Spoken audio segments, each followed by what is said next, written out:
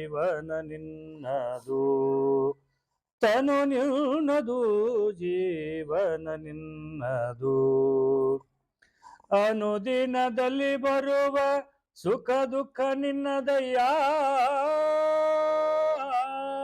ತನು ನಿನ್ನದು ಜೀವನ ನಿನ್ನದು ಸವಿ ನುಡಿ ವೇದ ಪುರಾಣ ಶಾಸ್ತ್ರಗಳ ಕಿವಿಗೊಟ್ಟು ಕೇಳುವ ಕಥೆ ನಿನ್ನದು ಸವಿ ನುಡಿ ವೇದ ಪುರಾಣ ಶಾಸ್ತ್ರಗಳ ಕಿವಿಗೊಟ್ಟು ಕೇಳುವ ಕಥೆ ನಿನ್ನದು ನವಮೋಹನಾಂಗಿಯರ ರೂಪವ ಕಣ್ಣಿಲ್ದ ನವಮೋಹನಾಂಗಿಯರ ರೂಪವ ಕಣ್ಣಿಲ್ದ ಎವೆ ಇಕ್ಕದೆ ನೋಡುವ ಆ ನೋಟ ನಿನ್ನದಯ್ಯ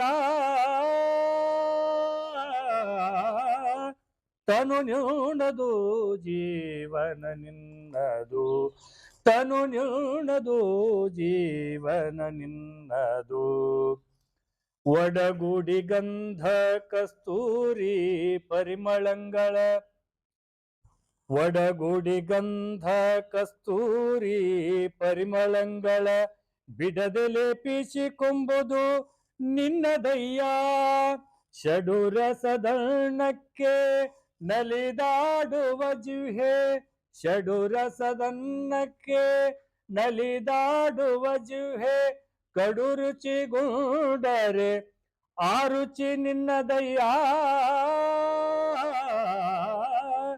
ತನು ನಿನ್ನದು ಜೀವನ ನಿನ್ನದು ತನು ನಿನ್ನದು ಜೀವನ ನಿನ್ನದು ಮಾಯಾ ಪಾಶದ ಬಲೆಯೊಳಗೆ ಸಿಲುಕಿರುವ ಕಾಯ ಪಂಚೇಂದ್ರಿಯಗಳು ನಿನ್ನವು ಮಾಯಾ ಪಾಶದ ಬಲೆಯೊಳಗೆ ಸಿಲುಕಿರುವ ಕಾಯ ಪಂಚೇಂದ್ರಿಯಗಳು ನಿನ್ನವು ಕನಕ ನೊಡೆಯ ಆದಿ ಕೇಶವರಾಯ ನೀನಲ್ಲದೆ ನರರು ಸ್ವತಂತ್ರರೇ ತನು ನಿನ್ನದು ಜೀವನ ನಿನ್ನ ತನು ನಿನ್ನದು ಜೀವನ ನಿನ್ನದು ಅನುದಿನದಲ್ಲಿ ಬರುವ ಸುಖ ದುಃಖ ನಿನ್ನದಯ್ಯ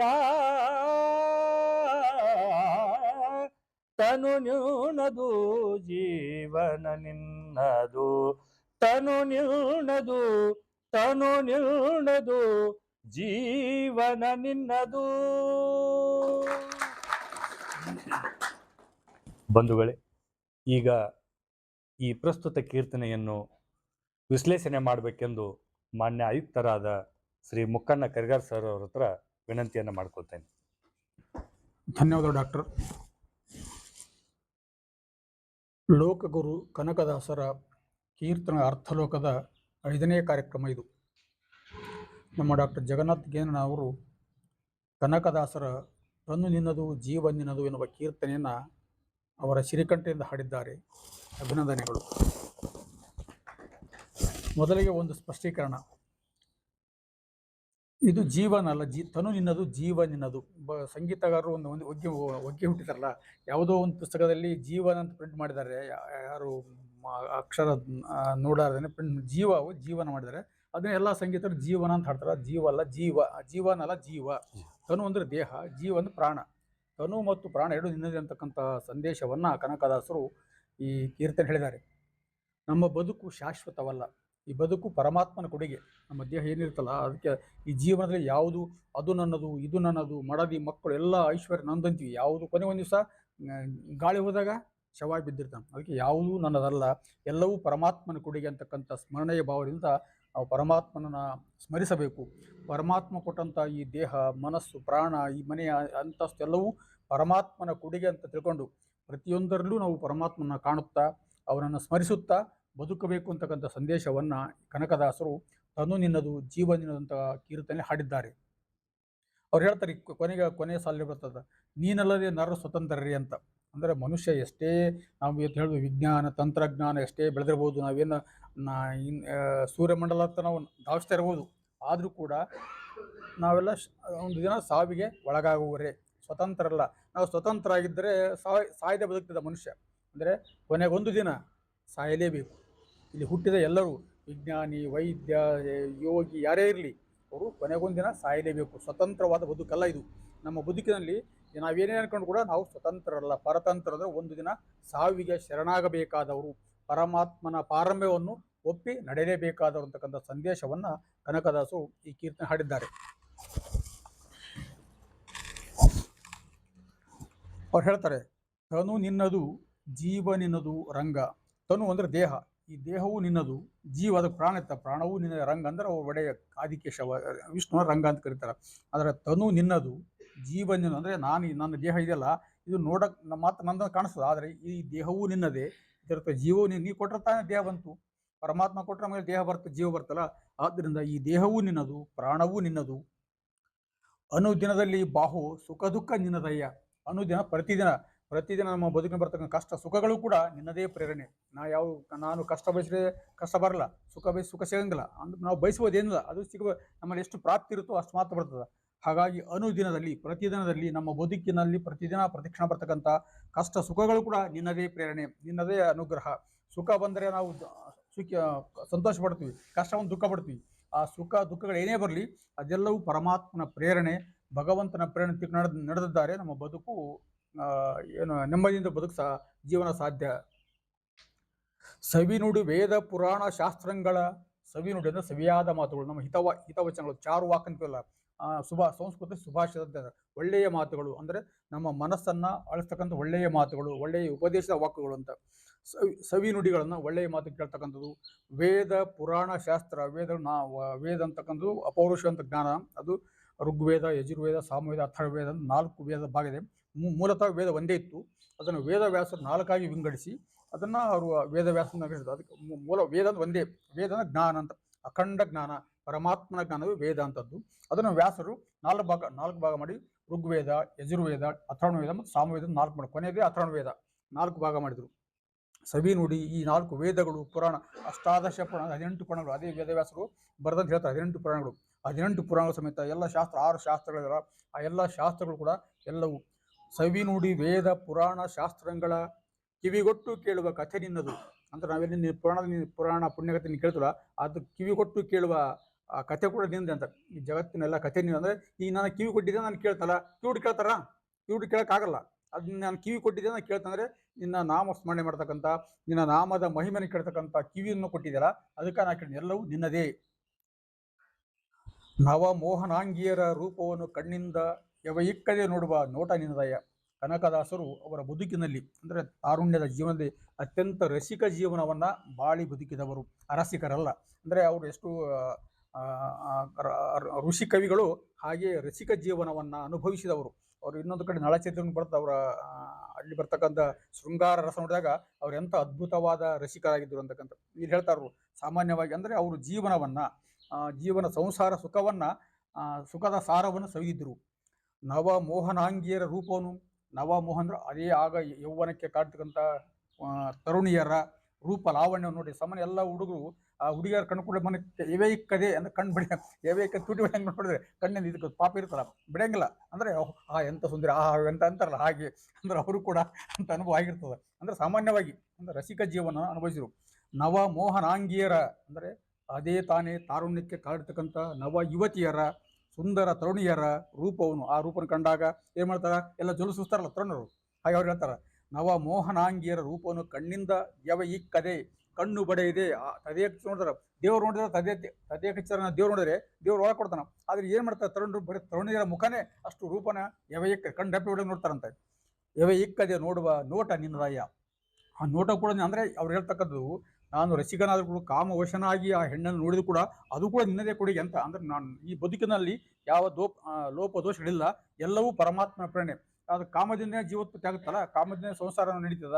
ಹಾಗಾಗಿ ಅದು ನೋಡಿದ್ರು ಕೂಡ ತಪ್ಪಲ್ಲ ಅಂತಕ್ಕಂದ್ರೆ ನಾವು ರಸಿಕರಾಗಿರಬೇಕು, ಸಂಸಾರವನ್ನ ಈಸಬೇಕು ಹೇಳ್ತಾರಲ್ಲ ಹಾಗೆ, ಈಸಬೇಕು ಜಯಿಸಬೇಕಂತ. ಹಾಗೆ ಅವರು ಕೂಡ ಸಂಸಾರವನ್ನ ನೀವು ಅದನ್ನು ತ್ಯಾಜ್ಯವೆಂದು ಅಥವಾ ಅದನ್ನ ನಿಸ್ಸಾರವೆಂದು ಪರಿಗಣಿಸದೆ ಸಂಸಾರ ಸುಖವನ್ನು ಅನುಭವಿಸಿ ನಾವು ಮುಕ್ತರಾಗಬೇಕು ಹೇಳ್ತಾರೆ. ಅದಕ್ಕೆ ನಾನು ನವ ಯುವತಿಯರನ್ನ ಕಾಮದ ಕಣ್ಣಿನ ನೋಡಿದ್ರು ಕೂಡ ಆ ನೋಟವು ಕೂಡ ನಿನ್ನದು, ಅಂದ್ರೆ ಆ ದೋಷ ನನಗಿಲ್ಲ, ಅಂದ್ರೆ ನೀನೇ ಕೊಟ್ಟಿದ್ದೆ ನಾನು ನೋಡಿದೆ ಅಂತ. ಅಂದ್ರೆ ಯಾವುದು ಕೂಡ ನಾವು ನೋಡಿದಾಗ ನೋಟ ಪರಿಶುದ್ಧವಾಗಿರಬೇಕು, ಎಲ್ಲವೂ ಪರಮಾತ್ಮನ ಪ್ರೇರಣೆ ತಗೊಂಡಿದ್ರೆ ಯಾವುದಕ್ಕೂ ದೋಷ ಅಂಟುವುದಿಲ್ಲ. ಒಡಗೂಡಿ ಗಂಧ ಕಸ್ತೂರಿ ಪರಿಮಳಗಳ ಬಿಡದ ಲೇಪಿಸಿಕೊಂಡು ನಿನ್ನದು. ಮಾಡ್ತಾ ಪೂಜೆ ಮಾಡೋ ಮುಂದೆ ಗಂಧ ಎಲ್ಲ ಗಂಧ ಕಸ್ತೂರಿ ಎಲ್ಲ ಹಚ್ಚಂತಾರ, ಇಲ್ಲಿ ಹಿಂಗೆ ನಮ್ಮ ಬಡ್ಕಂತ ಕೆಲವು ಉದ್ದ ಅಡ್ಡ ಬಡ್ಕಂತಿರ್ತಾರ, ಅದು ಕೂಡ ನಿನ್ನದೇ. ಅಂದರೆ ಕೂಡಿ ಅಂದರೆ ಕೂಡಿಸಿಕೊಂಡು ಗಂಧ ಕಸ್ತೂರಿ ಕೂಡಿಸಿಕೊಂಡು ಆ ಪರಿಮಳಗಳ ಬಿಡದೆ ಲೇಪಿಸಿಕೊಂಬೋದು. ಇಲ್ಲಿ ಮಗಿಲ ಚಂದ ನೋಡಿರಲ್ಲ ಚೆಂಟಿದ್ರೆ ಎಲ್ಲ ಅಂಗಾಂಗಳದ ಗಂಧ ಚೆಂಟಿರ್ತಾರ, ಅದು ಕೂಡ ನಿನ್ನದೇ. ಅಂದರೆ ಆ ಗಂಧದಲ್ಲಿರ್ತ ಪರಿಮಳವೂ ನಿನ್ನದೇ, ಆ ಲೇಪಿಸಿಕೊಳ್ಳೋ ಬುದ್ಧಿಯೂ ಕೂಡ ನಿನ್ನದೇ, ಎಲ್ಲವೂ ನೀನೇ ಕೊಟ್ಟಿದ್ದೀಯ ಅಂತ. ಷಡುರಸದ ಅನ್ನಕ್ಕೆ ನಲಿದಾಡುವ ಜಿಹ್ವೆ, ರುಚಿಯಾದ ಅನ್ನಕ್ಕೆ, ನಮ್ಮ ಸವಿಯಾದ ಅನ್ನ ಬೀಳ್ತಲ್ಲ, ಆ ಉಪ್ಪು ಹುಳಿ ಖಾರಗಳ ರಸ ಇರ್ತಲ್ಲ, ಆ ರಸಗಳಿಗೆ ಮನಸ್ಸು ಒಲಿತದಲ್ಲ. ಷಡು ರಸದ ಅನ್ನಕ್ಕೆ ಅಂದರೆ ರುಚಿಯಾದ ಅನ್ನಕ್ಕೆ, ಸವಿಯಾದ ಅನ್ನಕ್ಕೆ ನಲಿದಾಡುವ. ನೋಡಿ, ಒಂದು ಈಗ ನಮ್ಮ ಹೋಳಿಗೆ ಮಾಡ್ತಾರೆ, ಮನೆಗೆ ಉಗ್ಗಿ ಮಾಡ್ತಾರೆ, ವಾಸನೆ ಬರ್ತಾರ, ಅವಾಗ ನಾಳೆ ಚಪ್ಪಿಸ್ತಾರ. ನಲಿದಾಡುವ ಅಂದರೆ ಆ ನಾಲಿಗೆ ಆ ವಾಸನೆಗೆ ನಲಿದಾಡುತ್ತದೆ. ಷಡುರಸದ ಅನ್ನಕ್ಕೆ ನಲಿದಾಡುವ ಅಂದರೆ ಆ ವಾಸನೆಯನ್ನ ಸವಿಯುವ ನಾಲಿಗೆ, ಜಿಹ್ವೆ ಅಂದ್ರೆ ನಾಲಿಗೆ. ಕಡು ರುಚಿಗೊಂಡರ ರುಚಿ ನಿನ್ನದಯ್ಯ, ಅಂದರೆ ಆ ನಾಲಿಗೆ ರುಚಿನ ಸಹಿತಲ್ಲ, ಆ ಅನ್ನದ ಆಹಾರದ ರುಚಿ ಕೂಡ ನಿನ್ನದೇ. ರುಚಿಯನ್ನು ನಾನು ಆಘ್ರಾಣಿಸ್ನಲ್ಲ, ಆ ಆಘ್ರಾಣ ಶಕ್ತಿ ನೀೇ ಕೊಟ್ಟಿದೆ ಅಂತ. ಆ ರುಚಿ ರಸ ಗಂಧ ಎಲ್ಲವೂ ಕೂಡ ನಿನ್ನದೇ ಕೊಡುಗೆ.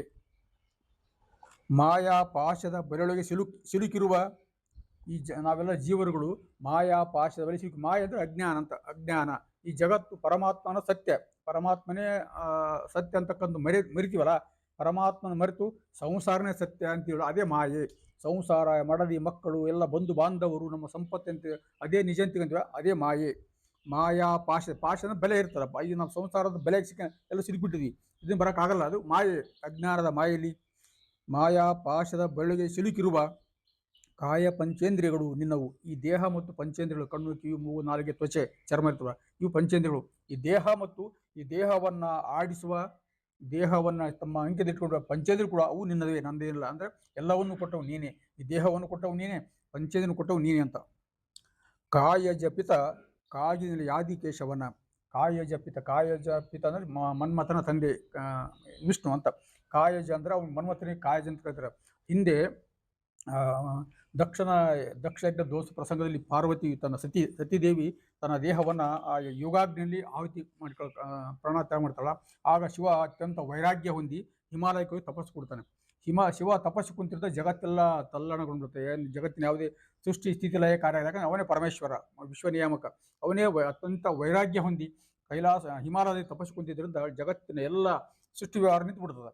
ಆಗ ದೇವತೆಗಳು ಬ್ರಹ್ಮ ವಿಷ್ಣು ಎಲ್ಲ ಇಂದ್ರಾದಿ ದೇವರು ಚಿಂತೆ ಮಾಡಿ ಏನು ಮಾಡಬೇಕು ಅಂತ, ಇದು ಪರಿಹಾರ ಅಂದರೆ ಜಗತ್ತಿನ ಸೃಷ್ಟಿಕಾರ್ಯ ನಿಂತಾಗ ಶಿವ ಮತ್ತು ಶಕ್ತಿ ಇದ್ದ ಮಾತ್ರ ಸೃಷ್ಟಿಕಾರ್ಯ ನಡೀತದೆ. ಬರೀ ಬ್ರಹ್ಮನಾಗಲಿ ವಿಷ್ಣು ಸೃಷ್ಟಿಕಾರ್ಯ ಮಾಡಲ್ಲ. ಶಿವ ಮತ್ತು ಶಕ್ತಿ ಒಂದಾದಾಗ ಮಾತ್ರ ಅದೇ ಶಿವಯೋಗ ಅಂತಾರೆ. ಶಿವ ಶಕ್ತಿಯರ ಸಮನ್ವಯನೇ ಶಿವಯೋಗ. ಶಿವ ಮತ್ತು ಶಕ್ತಿ ಇದ್ದಾಗ ಜಗತ್ತಿನ ಸೃಷ್ಟಿಕಾರ್ಯ ನಡೀತದೆ. ಈಗ ಇಲ್ಲಿ ದಕ್ಷಿಣ ಯಜ್ಞಕುಂಡದಲ್ಲಿ ಸತೀದೇವಿ ತನ್ನ ದೇಹ ಕಳ್ಕೊಂಡಳ. ಶಿವ ಅಲ್ಲಿ ವೈರಾಗ್ಯದಾಗ ತುಟ್ಟ ತುದಿಗೆ ತನ್ನಲ್ಲೇ ತಾನು ಲೀನ ಆಗಿಬಿಟ್ಟಿದ್ದಾನೆ.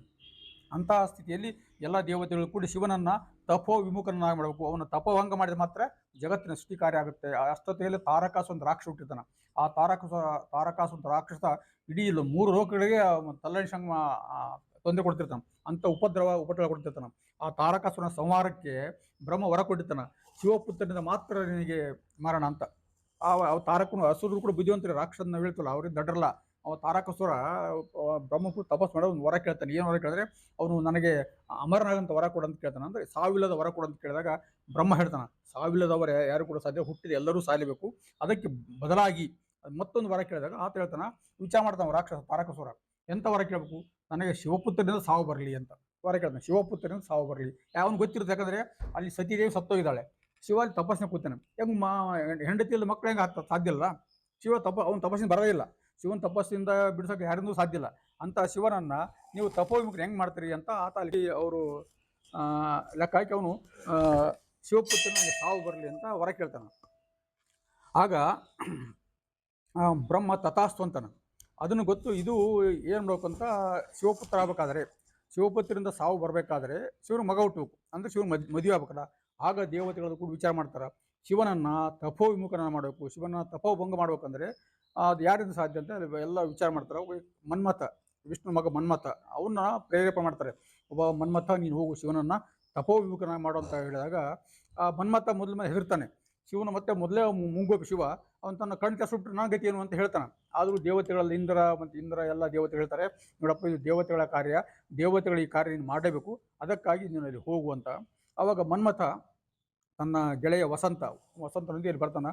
ಶಿವ ಅಲ್ಲಿ ತಪಸ್ಸು ಕೂತಿರ್ತಾನೆ, ತನ್ನ ಎಲ್ಲ ಪ್ರಜ್ಞೆಯನ್ನು ಅಷ್ಟೊತ್ತಿಗಾಗಲೇ ಸತೀದೇವಿ ಪರ್ವತರಾಜರ ಮಗಳಾಗಿ ಹುಟ್ಟಿರ್ತಾಳೆ, ಪಾರ್ವತಿಯ ರೂಪದಲ್ಲಿ ಹುಟ್ಟಿರ್ತಾಳೆ. ಆಕೆ ಕೂಡ ಶಿವನೇ ನನ್ನ ಗಂಡನಾಗಬೇಕಂತ ತಪಸ್ಸು ಮಾಡ್ತಿರ್ತಾಳೆ. ಆಕೆ ಕೂಡ ಅನುದಿನವೂ ಪ್ರತಿದಿನ ಆ ಶಿವ ತಪಸ್ಸು ಜಾಕ್ ಹೋಗಿ ಶಿವನಿಗೆ ಪೂಜೆ ಅರ್ಚನೆ ಮಾಡಿದ್ರು ಕೂಡ ಶಿವ ಅದನ್ನು ನೋಡ್ತಾನೆ ಇರಲಿಕ್ಕಿನ ತನ್ನ ತಪಸ್ಸಲ್ಲಿ ತಾನು ಲೀನ ಆಗಿರ್ತಾನೆ, ತನ್ನ ಆನಂದದಲ್ಲಿ ಲೀನ ಆಗಿರ್ತಾನೆ. ಹೊರ ಜಗತ್ತಿನ ಪರಿವೇಶ ಶಿವನಿರಂಗಿಲ್ಲ. ಹಾಗೆ ಆತ ತಪೋ ಮಗ್ನನಾಗಿರುವಾಗ ಈ ದೇವತೆಗಳ ಸೂಚನೆಯಂತೆ ಮನ್ಮಥಲ್ಲಿ ಬರ್ತಾನೆ, ತನ್ನ ಗೆಳೆಯ ವಸಂತನಿಗೆ ಬರ್ತಾನೆ. ಅದೇ ವೇಳೆಗೆ ಈ ಪಾರ್ವತಿ ಕೂಡ ಅಲ್ಲಿ ಬಂದಿರ್ತಾಳೆ. ಅದೇ ಸಮಯಕ್ಕೆ ಅಲ್ಲಿ ಶಿವನ ತಪೋ ಸ್ಥಾನಕ್ಕೆ ಪಾರ್ವತಿ ಬಂದಿರ್ತಾಳೆ. ಆ ಕಾಲಕ್ಕೆ ಮನ್ಮಥ ಬರ್ತಾನೆ. ಮನ್ಮಥ ಮೊದಲು ಬಂದು ಮನ್ಮಥನಿಗೆ ವಸಂತ ಫಸ್ಟ್ ತನ್ನ ಬಾಣ ಬಿಡ್ತಾನೆ. ವಸಂತ ಮಾಡೋ ಅಕಾಲದಲ್ಲಿ ಎಲ್ಲ ಚಿಗಿಬಿಡ್ತಾವೆ, ಅಂದ್ರೆ ಬೇಸಿಗೆ ಕಾಲದಲ್ಲಿ ಮರ ಗಿಡಗಳು ಚಿಗಿಬಿಡ್ತಾವೆ. ಅಲ್ಲಿ ಕುಂತ ಋಷಿಗಳಿಗೆ ಚಿತ್ತ ಚಿಂಜರ ಬಿಡ್ತದೆ. ಇವು ಬಂದು ಕೂಡ ಅಂದರೆ ಅಕಾಲದಲ್ಲಿ ಇದಾಯ್ತಲ್ಲ, ಅಂದ್ರೆ ಬೇಸಿಗೆ ಕಾಲದಲ್ಲಿ ಕೂಡ ಗಿಡಗಳು ಚಿಗುರ್ಬೇಕು ಅಂದರೆ ಪಕ್ಷಿಗಳು ಕೂಗೋದು, ಕುಲಿಯುವುದು, ಜಿಂಕೆಗಳು ಸಾರಂಗಗಳ ನರ್ತನ ಮಾಡೋದೆಲ್ಲ ನೋಡಿ ಋಷಿಗಳು ಕೂಡ ಆಶ್ಚರ್ಯ, ಏನಪ್ಪ ಎಂತ ಇದಾಯ್ತು ಅಂತ ಸಂದರ್ಭದಲ್ಲಿ ಏನು ಮಾಡ್ತಾನೆ, ಸಮಯ ಕಾದು ಅಂದರೆ ಪಾರ್ವತಿಯಲ್ಲಿ ಬರೋ ಸಮಯ ಕಾದು ಮನ್ಮಥ ತನ್ನ ಬಾಣ ಬಿಡ್ತಾನೆ. ಆ ಬಾಣ ಬಿಟ್ಟಾಗ ಶಿವನಿಗೆ ಬಾಣ ತಾಗುತ್ತಾ ಶಿವ ಬಾಣದಾಗ ಎಚ್ಚರತಾನೆ, ತನ್ನ ಕಣ್ಣು ತೆರೆಬಿಡ್ತಾನೆ. ಆ ಕಣ್ಣು ತೆರೆದ ಮೂರನೇ ಕಣ್ಣಿಂದ ಶಿವನ್ ಗೊತ್ತು, ಮೂರನೇ ಕಣ್ಣು ತೆರೆಬಿಡ್ತಾನೆ. ಮೂರನೇ ಕಣ್ಣ ಮುಕ್ಕಣ್ಣಂತ ಶಿವ ಮೂರನೇ ತನ್ನ ಉರಿಗಣ್ಣೆ ತೆರೆದಾಗ ಆ ಉರಿಗಣ್ಣೆ ನೇತ್ರಕ್ಕೆ ಮನ್ಮಥ ಸುಟ್ಟು ಭಸ್ಮ ಆಗ್ಬಿಡ್ತಾನೆ. ಮನ್ಮಥ ಸುಟ್ಟು ಭಸ್ಮ ಆದಾಗ ಬೂದಿ ಆಗ್ಬಿಡ್ತಾನಲ್ಲ, ಅವಾಗ ಅವನ ಹೆಂಡತಿ ರತಿ ಅತಗ ಅಂತ ಬಂದು ಶಿವನ ಪಾದ ಕೇಳ್ತಾನೆ, ನನ್ನ ಗಂಡನ ಪ್ರಾಣ ಭಿಕ್ಷೆ ಕೊಡು, ನನ್ನ ಗಂಡಲ್ಲಿ ಹೆಂಗೆ ಬದುಕಲಿ ಅಂತ ಕೇಳಿದಾಗ, ಆಗ ಈಗ ನಾನು ಸುಟ್ಬಿಟ್ಟಿದ್ದೀನಿ, ಈಗಂತೂ ಬದುಕೋಕ್ಕಾಗಲ್ಲ, ಮುಂದೆ ಕಾಲ ಬಂದಾಗ ಅವನು ಬದುಕ್ತೀನಿ, ಅಲ್ಲಿವರೆಗೆ ಅವನು ಬೂದಿ ತಗೊಂಡು ಹೋಗು ಅಂತ ಕೇಳಿದಾಗ ತಗೊಂಡು ಒಂದು ಕಡೆ ಹುಟ್ಟಿರು, ಮುಂದೆ ಆ ಬೂದಿಯಿಂದ ಅವನು ಹುಟ್ಟಿ ಬರ್ತಾನೆ ಅಂತ ಹೇಳ್ತಾನೆ. ಆದರೆ ನಾನು ಗಂಡಲ್ಲಿ ಹೆಂಗೆ ಬದುಕಲಿ ಅಂತ ಕೇಳಿದಾಗ, ನಿನ್ನ ಗಂಡ ಇಂದಿನಿಂದ ಅನಂಗನಾಗಲಿ ಕಾಯಜನಾಗಲಿ, ಅಂದರೆ ಎಲ್ಲರ ದೇಹದಲ್ಲಿ ಕಾಮರೂಪದಲ್ಲಿ ಅವನು ಹುಟ್ಟುತ್ತಾನ ಅಂತ.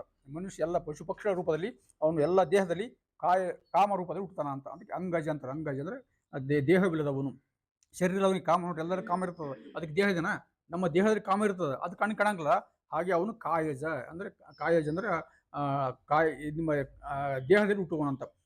ಮನಸ್ಸಿಜ ಕಾಯಜ ಅಂತ ಮನಸ್ಸಿನ ಹುಟ್ಟವನು, ಕಾಯದಲ್ಲಿ ಹುಟ್ಟವನು, ಅಂಗವಿಲ್ಲದವನು ಅಂಗಜ ಅಂತ ಕರೆದ ಅವನು ಮನ್ಮಥ ಅಂತಹ ಮನ್ಮಥನ ಕಾಯಜ ಪಿತ, ಅಂಗವಿಲ್ಲದ ಮನ್ಮಥನ ತಂದೆ ವಿಷ್ಣು.